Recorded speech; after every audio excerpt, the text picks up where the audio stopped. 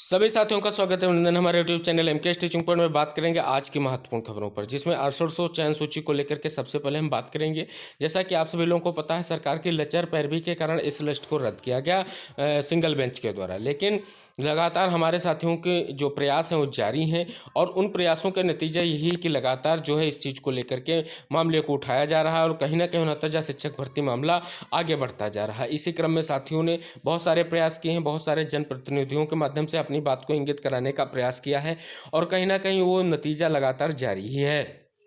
इसी क्रम में कल माननीय ओम प्रकाश राजभर जी ने बड़ा बयान दिया है और स्पष्ट कहा है कि हम माननीय मुख्यमंत्री जी को इस बात को अवगत कराएंगे और स्पष्ट रूप से ये हम चाहेंगे कि जल्द से जल्द ये मामला, जैसा कि निकाय चुनाव में आरक्षण को लेकर के था, वैसे 69,000 शिक्षक भर्ती में जो आरक्षण का पेच फंसा हुआ है उसको जल्द निस्तारित किया जाए। तो कहीं ना कहीं महत्वपूर्ण खबर है। और साथ ही साथ उन्होंने आह्वान भी किया कि अन्य जो विपक्षी पार्टियां हैं, माननीय अखिलेश यादव जी हो गए और अन्य जितने भी लोग हैं, वो इस बात को लेकर के सरकार को अवगत कराएं और कहीं ना कहीं इस बात को लेकर के हमलावर हों और कहीं ना कहीं ये बहुत ही विचारणीय विषय है। इधर आप सभी लोगों को हम अवगत करा दें, जो एटीआरई विवाद यानी डबल आरक्षण पर जो निर्देश किया गया था, लगातार उसको लेकर के हमारे साथी आंदोलित हैं और उनका प्रयास यही है कि इस बेंच को, इस मैटर को, यानी इस जो मैटर है ये डबल बेंच में लेकर जाया जाए और जो भी आर्डर आया है सिंगल बेंच का उसको जो है चैलेंज किया जाए। लेकिन सरकार की तरफ से अभी भी असमंजस की स्थितियां बरकरार हैं कि डबल बेंच में जाने को लेकर के क्या किया जाए, क्योंकि यहाँ पर आप सभी लोगों को हम बता दें, लगातार यही बताया जा रहा है कि हम विधिक राय लेकर के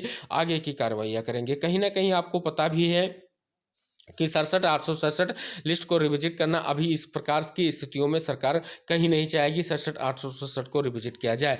और कहीं ना कहीं अगर 67,867 को रिविजिट करेगी तो उसको एक और महत्वपूर्ण चीज़ है कि जो समायोजन पॉलिसी उसे बनाना पड़ेगा।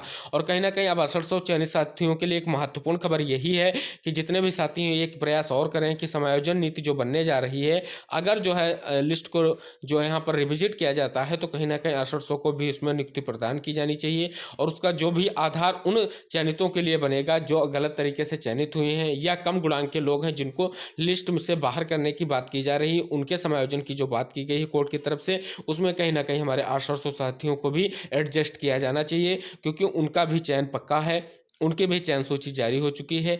तो कहने वाली बात यही है कि अब जो आपके प्रयास हैं वो कहीं ना कहीं बहुत ही महत्वपूर्ण चल रहे हैं और बहुत महत्वपूर्ण दौर से गुजर रहे हैं। लेकिन इन प्रयासों पर आप सभी लोगों को एक और चीज़ देखने वाली बात होगी, जिस प्रकार से बेसिक भाग की मंशा है, क्योंकि माननीय मुख्यमंत्री जी को इस बात को अवगत कराने के लिए शिक्षा मंत्री जी ने भी कहा, आप सभी लोगों के सामने बात रखी थी। आखिरकार इस समय की बात करें तो माननीय बेसिक शिक्षा राज्य मंत्री जी नीदरलैंड के दौरे पर हैं, कब वापस करेंगे ये देखने वाली बात होगी। लेकिन जो उन्होंने समय लिया था लगभग 20 दिनों का, उसके अंतर्गत क्या कुछ होगा ये देखने वाली बात होगी। वर्तमान बात करें या वर्तमान चीज़ों की बात करें तो जो भी जानकारियां प्राप्त हो रही हैं उस हिसाब से बेसिक शिक्षा विभाग अभी कोई उचित निर्णय प्राप्त नहीं कर सका, यानी उचित निर्णय नहीं ले सका है। तो कहीं ना कहीं अभी इस पर विचार विमर्श जारी ही है और जैसा कि उन्होंने स्पष्ट कहा था कि हम एजी से जो है इस पर विधिक राय लेकर के आगे की कार्रवाइयां करने का प्रयास करेंगे। तो अभी भी वैसे ही चालू है, लेकिन विपक्ष लगातार इसको लेकर के चीज़ें स्पष्ट कर रहा है। आप देख सकते हैं कल जनता दल यूनाइटेड की तरफ से भी प्रेस नोट जो है मुख्यमंत्री के नाम से लिखा गया है और कहीं ना कहीं सभी जो है प्रयासरत हैं और जनप्रतिनिधि इस मामले को उठा रहे हैं लगातार। तो कहीं ना कहीं आगे इन चीज़ों को लेकर के स्पष्टता जरूर सरकार को करनी पड़ेगी, बेसिक विभाग को भी स्पष्टता जाहिर करनी पड़ेगी, या तो 67,867 को रिविजिट करके समायोजन पॉलिसी बनानी पड़ेगी या इस मैटर को डबल बेंच में ले जाना पड़ेगा और इसको जल्द ही इन चीज़ों पर अमल करना पड़ेगा। अगर नहीं करती तो कहीं ना कहीं सरकार के लिए बहुत दिक्कतों का सामना करना पड़ सकता है। इधर साथियों के लिए जो भी चीज़ें हैं वो लगातार जारी हैं और लगातार उनको सकारात्मक ये चीज़ें सकारात्मक रुख ही प्रदान करेंगी। कहीं ना कहीं उनका प्रयास जारी रहना चाहिए और ये डबल बेंच का जो मैटर है इस पर सरकार अगर जाती है तो कहीं ना कहीं 6800 चयन सूची के संबंधित साथी हमारे बहुत ही स्पष्ट रुख में आ जाएंगे और कहीं ना कहीं सरकार फिर से ये मैटर फ्रेश हो जाएगा और कहीं ना कहीं 6800 लिस्ट को बचाने का जो प्रयास है वो सफल होता दिखेगा। अगर यहाँ पर सरकार नहीं जा रही है और रिविजिट के आदेश का ही फॉलो कर रही है तो समायोजन पॉलिसी पर विचार किया जाए और लिस्ट को उसी में एडजस्ट करने का प्रयास किया जाए, जैसे कि अन्य साथियों को यहाँ पर उसमें किया जाएगा।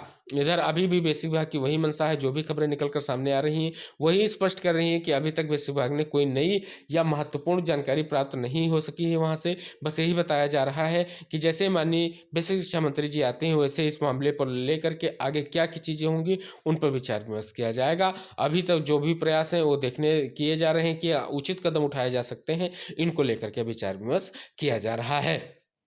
साथियों, अब बात करेंगे 63,000 प्राथमिक शिक्षक भर्ती को लेकर के महत्वपूर्ण खबरों की। साथियों, यहाँ पर बहुत ही महत्वपूर्ण खबर सामने निकल कर आई है कि टेट सीटेट पास युवाओं ने घेरा मंत्री आवास। प्रदेश में शिक्षकों के 51,000 से अधिक खाली पदों पर जल्दी भर्ती प्रक्रिया शुरू करने के लिए शुक्रवार को युवाओं ने फिर बेसिक शिक्षा राज्य मंत्री संदीप सिंह के आवास का घेराव किया। मंत्री आवास का घेराव कर टीटी सीटेट पास युवाओं ने जल्द भर्ती विज्ञापन जारी करने की मांग की। युवाओं का कहना था कि सरकार खुद स्वीकार कर रही है कि प्रदेश में 51,000 से अधिक शिक्षकों के पद खाली, वही युवा सालों से टीटी और सीटेट पास कर बेरोजगार घूम रहे हैं। दूसरी तरफ हर साल 10 से 15,000 शिक्षक सेवानिवृत्त हो रहे हैं। ऐसे में सरकार जल्द से जल्द नई शिक्षक भर्ती का विज्ञापन जारी करे ताकि शिक्षण व्यवस्था भी बेहतर हो और युवाओं को रोजगार भी मिल सके। अधिकारियों ने जल्द ही इस मामले में सकारात्मक निर्णय लेने का आश्वासन देकर धरना समाप्त कराया। अभी सकारात्मक निर्णय जरूर होगा आप सभी लोगों का। अगर ऐसे ही प्रयास जारी रहा तो जरूर पीआरटी में भर्ती देखने को मिलेगी और एक बड़ी भर्ती देखने को मिलेगी। तो प्रयास जारी रहना चाहिए और ये संघर्ष है, इसका निस्तारण और इसका जो है अनुपालन सरकार को करना ही पड़ेगा। साथियों, उत्तर कुंजी प्रकरण में बहुत बड़ी कार्रवाई हो चुकी है। देख सकते हैं प्रदेश में 69,000 शिक्षकों की भर्ती से जुड़े मामले में एक अंक के विवाद को लेकर के इलाहाबाद हाईकोर्ट की लखनऊ पीठ में अवमानना याचिका दाखिल की गई है। इस पर सुनवाई करते हुए कोर्ट ने बेसिक शिक्षा विभाग के प्रमुख सचिव दीपक कुमार व अन्य पक्षकारों से रिट कोर्ट के 20 दिसंबर 2021 के फैसले के तहत प्रस्तावित कार्रवाई का ब्यौरा तलब किया है।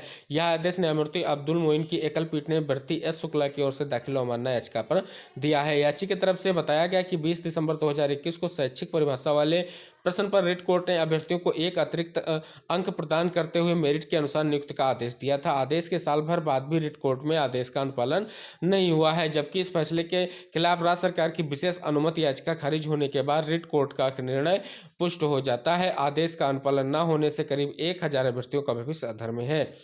अभियोजन पक्ष ने बताया कि विभागीय पक्षकार इन अभ्यर्थियों को एक अतिरिक्त अंक प्रदान करने की प्रक्रिया में थे। इसी बीच बीती 13 मार्च को 125 याचिकाओं को निर्णित करते हुए कोर्ट ने 1 जून 2020 की चयन सूची को पुनरीक्षित करने का आदेश जारी कर दिया। याचिका सरोकार भी इससे जुड़ा है।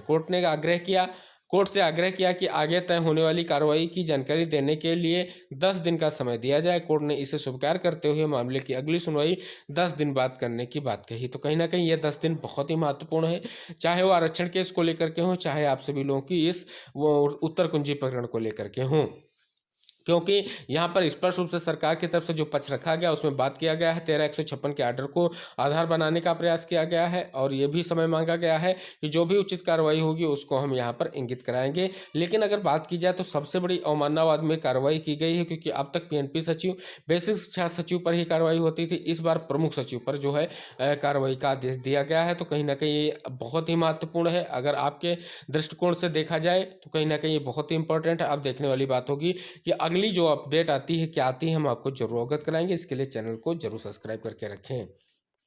अगली साथियों, बहुत ही महत्वपूर्ण खबर है। देख सकते हैं निकाय चुनाव में सीटों के आरक्षण के लिए लागू हुई नई त्रिस्तरीय व्यवस्था से जहां आरक्षित वर्ग का फायदा वहीं अनारक्षित वर्ग को नुकसान हुआ है।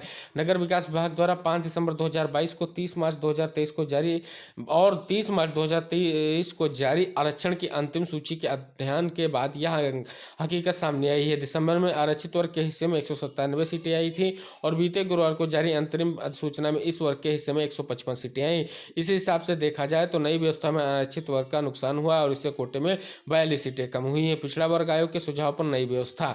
देख सकते हैं पिछड़ा वर्ग आयोग के जो यहाँ पर हाईकोर्ट के आदेश पर राज्य सरकार ने पिछड़ों और उनके अनुपात के हिसाब से उचित हिस्सेदारी देने के पिछड़ा वर्ग आयोग का गठन किया।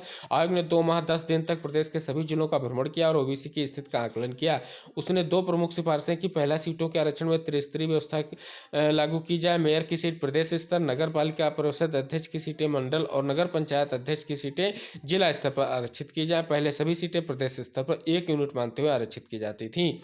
देख सकते हैं बहुत बड़ी खबर है। ये फायदा जो है हमारे आरक्षित साथियों को मिल रहा है। कहीं ना कहीं ये बहुत ही महत्वपूर्ण है। ये भी चीज़ें देखने वाली बात होंगी। जो अब भर्तियां हैं उनमें भी कुछ ऐसी ही चीज़ों को देखने की बात की जानी चाहिए जिससे आगे की चीज़ें स्पष्ट हो सकें। अब साथियों हम बात करेंगे छात्रवृत्ति घोटाले को लेकर के जो ईडी के तरफ से कार्रवाई का निर्देश दिया गया है क्या है। साथियों, बहुत ही महत्वपूर्ण खबर सामने निकल कर आ रही है कि प्रदेश के 10 शिक्षण संस्थानों में फर्जी दस्तावेजों के सारे 100 करोड़ से अधिक के छात्रवृत्ति हड़पने के मामले में 18 नामजद व कई अज्ञात के खिलाफ हजरतगंज थाने में केस दर्ज किया गया है। यह कार्रवाई ईडी की ओर से फरवरी में संस्थानों की जांच में मिली गड़बड़ी के आधार पर की गई है। संस्थानों ने अपने कर्मचारियों व काल्पनिक व्यक्तियों के नाम से बैंक एजेंटों की मिलीभगत से फर्जी खाते खोले और डेबिट कार्ड अपने पास रख लिए। यहाँ पर जो है कई सारी चीज़ें आप सभी लोग देख सकते हैं किस प्रकार से जो है घोटाला किया गया था और उस पर अब जो है कार्रवाई स्टार्ट हो गई है। तो कहीं ना कहीं ये बहुत ही महत्वपूर्ण है, क्योंकि छात्रों तक उचित रूप से जो है चीज़ें नहीं पहुंच रही हैं और कहीं ना कहीं ये धांधली का नतीजा ही दिख रहा है। साथियों, अगली महत्वपूर्ण खबर सामने निकल कर आ रही है कि चौथी औद्योगिक क्रांति यूपी से। मुख्यमंत्री योगी आदित्यनाथ ने कहा कि यूपी चौथी औद्योगिक क्रांति का जनक होगा। सूक्ष्म लघु और मध्यम उद्योग प्रदेश की ताकत है। 96 लाख SMME इकाइयों ने प्रदेश में औद्योगिक विकास की नींव रखी है। लोक भवन में सभागार में शुक्रवार शाम आयोजित संत कबीर हथकरघा सम्मान समारोह में मुख्यमंत्री ने कहा कि बीते 6 साल में सरकार ने MSME इकाइयों को प्रोत्साहित करने के साथ साथ हस्तशिल्पियों कारीगरों को प्रशिक्षित और सम्मानित किया है। तो बहुत बड़ी खबर है, देख सकते हैं यहाँ पर बहुत बड़ी अपडेट सामने निकल कर आई है।